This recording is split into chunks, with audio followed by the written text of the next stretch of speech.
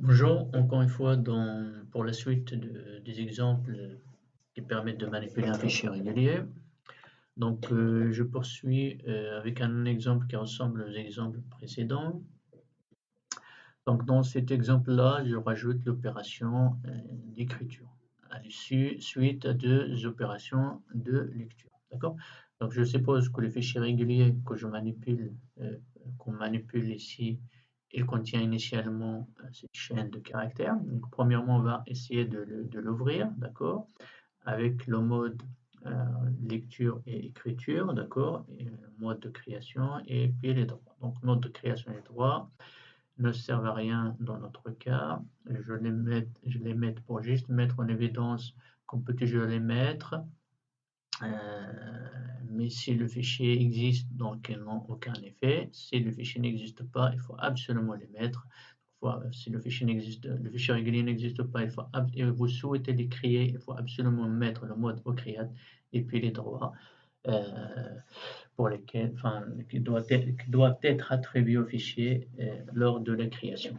Donc le fichier data1, il est ouvert en mode lecture et écriture.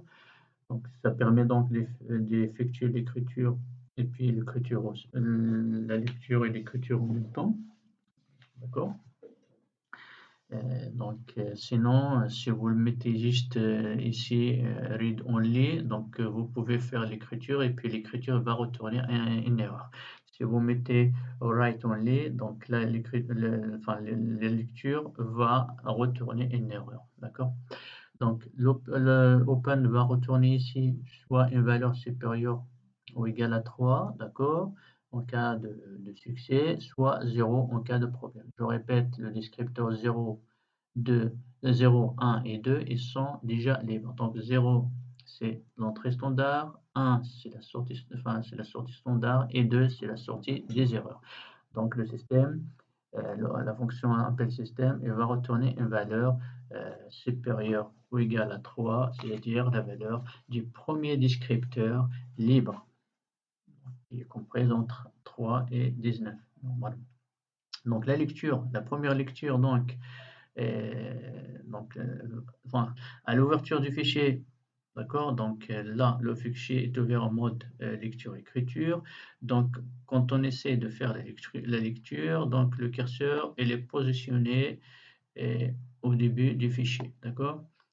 D'accord? Donc, pour la lecture, le curseur est positionné à l'ouverture au début du fichier. Donc, là, il va essayer, on nous demande de lire trois premiers caractères qui seront disponibles dans cette zone-là. D'accord? Donc, on va lire premier caractère, deuxième et puis troisième. Donc, dans la zone PTR1, on a trois caractères qui sont disponibles. C'est les caractères qu'on vient de lire, c'est C, E, C.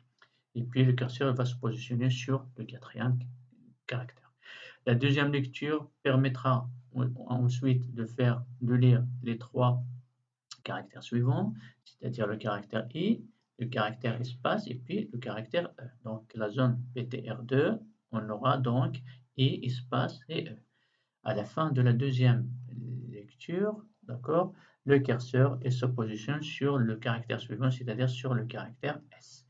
Et là, la troisième opération, c'est l'opération d'écriture. Donc, on va écrire une chaîne de caractères qui a une taille de 5. D'accord?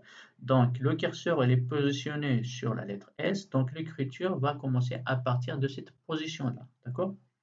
Donc, si jamais on rajoute ici le mot de append, l'écriture ne va pas avoir lieu ici, mais elle aura lieu euh, il aura lieu à la fin du fichier. Donc je répète, ici on n'a pas mis le mode append, donc l'écriture aura lieu à partir de la position actuelle, d'accord, dans le fichier, c'est-à-dire à partir de la position où on a maintenant le caractère S.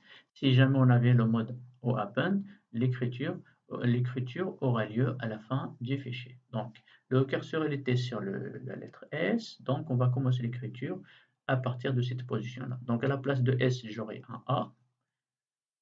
D'accord? À la place de T, j'aurai un J. Et à la place de l'espace, j'aurai un O. À la place de U, j'aurai un U. Et à la place de N, j'aurai T. D'accord? Donc, ces 5 caractères seront écrits en fait à l'intérieur du fichier en commençant par la position du curseur, par la position initiale du curseur, à savoir le curseur a initialement été sur S avant de commencer l'opération d'écriture. Donc finalement, le contenu du fichier il sera le suivant, d'accord? Donc la place du caractère initiaux, donc on aura la chaîne de caractères qu'on souhaite écrire, à savoir la chaîne ajout. Voilà.